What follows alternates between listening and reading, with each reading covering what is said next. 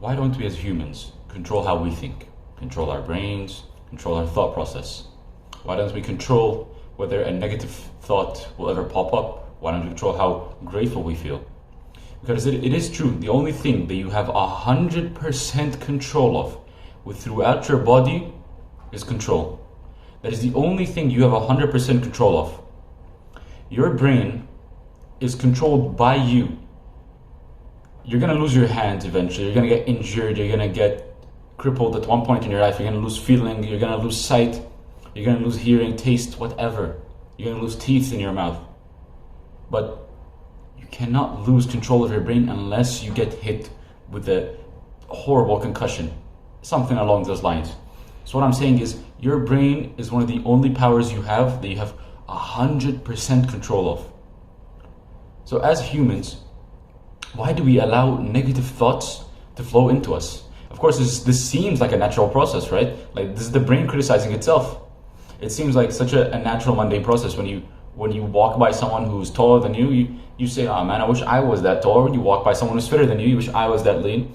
Or sometimes you make a mistake and you'll criticize yourself. So why does the brain think like this? Why do you really hamper yourself? Why do you try to dissuade yourself from ever improving? The brain is stuck in a constant state of limbo of trying to be better, but always shitting on itself. The brain always holds itself back. Your thoughts are always held back. And this is true. You notice that your negative thoughts are constantly reappearing. Some people have it really bad. Your brain might tell you you're not worth it.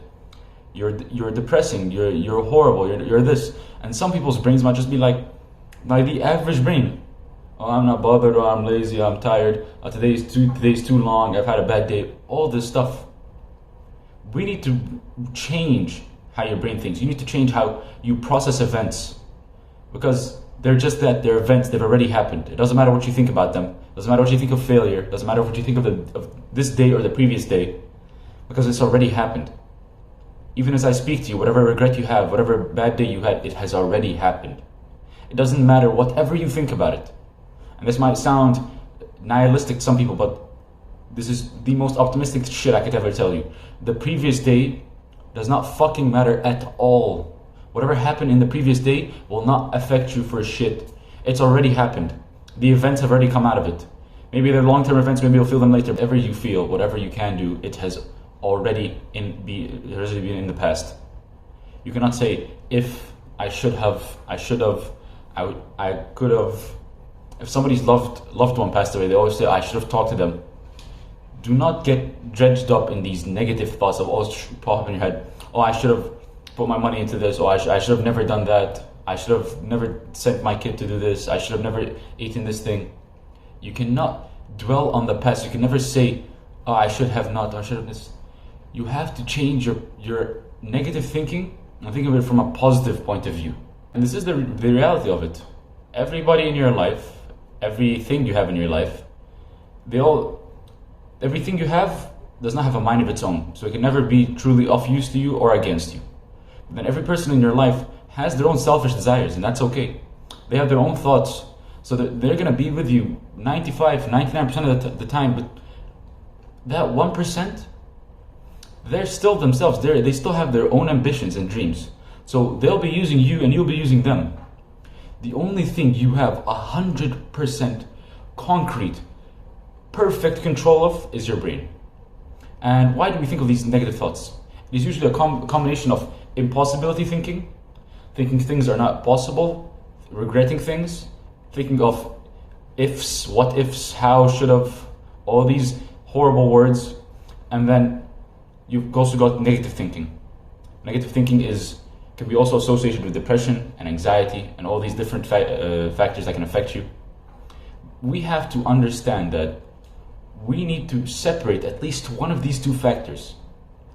And the impossibility thinking is the easiest factor to separate. You need to change your mindset from what if to I'm grateful for. For example, I went for a run, I couldn't hit my mark. I started regretting it, I felt bad, I felt horrible. And then I said to myself, no, why am I thinking like this? I'm grateful I even got out to run. I'm grateful that I get to run in this safe environment. I'm grateful that I have all these trees around me. I'm grateful for God's blessing. But then you have the other fact, which is negative thinking. where your brain will tell you you are not worth it, you're not this, you're not that. This is a fact of lack of self-love. It's a lack of self-love. And of course, this is easier said than done. We need to start reintroducing self-love so we can move on to self-respect, so we can completely eliminate negativity thinking. Impossibility thinking, while it is easier to hamper, it never truly goes away, because your brain will always think of ifs and what ifs. But negative thinking, it can be almost 99% removed. I never ever get any negative thoughts in my day-to-day life. I never go out through my day like, oh, I'm not doing enough, I'm not worth it. My brain always processes things as, I can never do this. Instead, it changes this to, it's already done, I'll just move on and try again. My brain, I have never had a single negative thought that has truly dawned on me for a long time. Of course, what I want to separate here from these two different categories of thought is loneliness. Loneliness is its own different beast. Loneliness is a whole different feeling of, I guess, just lack of social contact. That's a whole different beast that can be covered later. But these two separate thought protocols, you've got negative thinking or impossibility thinking on this side, and then you've got negative thinking on this side.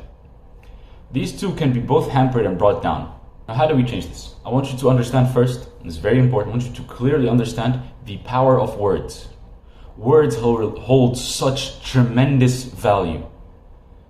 If I should have, I'm tired, I'm hungry, I'm thirsty, my feet hurt, my legs hurt, my muscles hurt, I'm scared. All these these are all different scenarios for where your brain will use words to influence your body. What you say and what you think will have a genuine influence on your body. If you think I'm tired, you're going to be tired. You have to lie to yourself. You genuinely have to lie to yourself. You might be tired. You might be on the point of collapse. But that's just a mental barrier in your brain. You're 60% of the way there. You're 40% of the way there. You can push 5% more. You can push 10% more. We have to understand that words hold such a great value. And we're using it in the wrong ways. Why do we keep making these words our enemies? Change the word. For example, you see a rich man walk by, you see a man in a Ferrari or a fucking incredible car. Think to yourself, I'm going to work hard to pursue this level of wealth. Do not think to yourself, oh, I can never get that rich. If you think to yourself, I can never get this X amount of thing, you're never going to get it. You are simply never going to get it. If you look at a buff man in the gym who's lifting 100 kg off his chest on bench, if you think to yourself, I can never do that, you are never going to do that. Because I can guarantee you are going to quit before you even try, and before you even try, you're going to lament yourself and shit on yourself.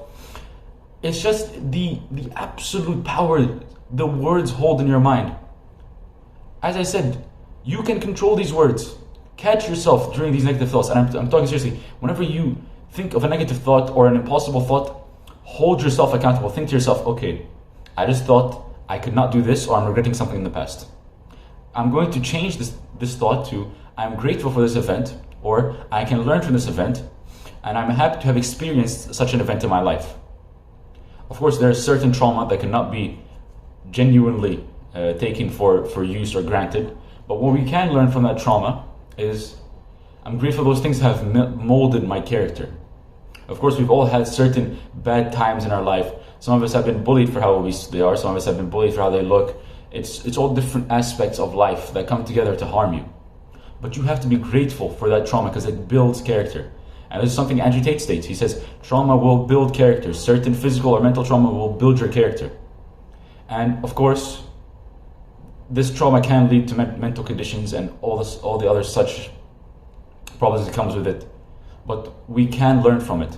Life is an entire book of experiences and knowledge we can learn from. So make sure you catch yourself at every opportunity. Whenever you think to yourself, I should have done this, I'm grateful that I got this, I'll try this again next time. Or I'm not worth it. No, I am worth it.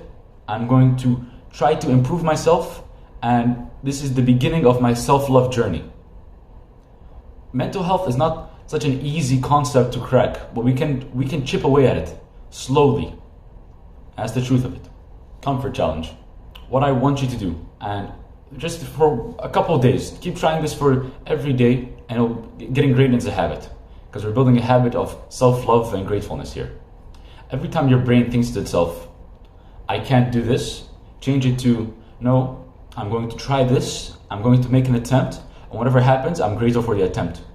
Whenever you think to yourself, I'm not worth it, or I'm a piece of shit, or I'm a scumbag, remove these thoughts. Think to yourself, whatever has caused me to think these thoughts, it has already happened. I'm going to mold my character with it, and I'm going to improve myself. And repeat these thoughts in your head. Repeat these positive affirmations. Remove these negative thoughts, these thoughts that make you think stuff is impossible in your life. Change it. Change your perspective. Make yourself a happier, much healthier human being. And trust me, in 2 to 3 weeks, you will come out much, much happier. We become happy when we're grateful for the environment around us, and I can promise you that. Take care.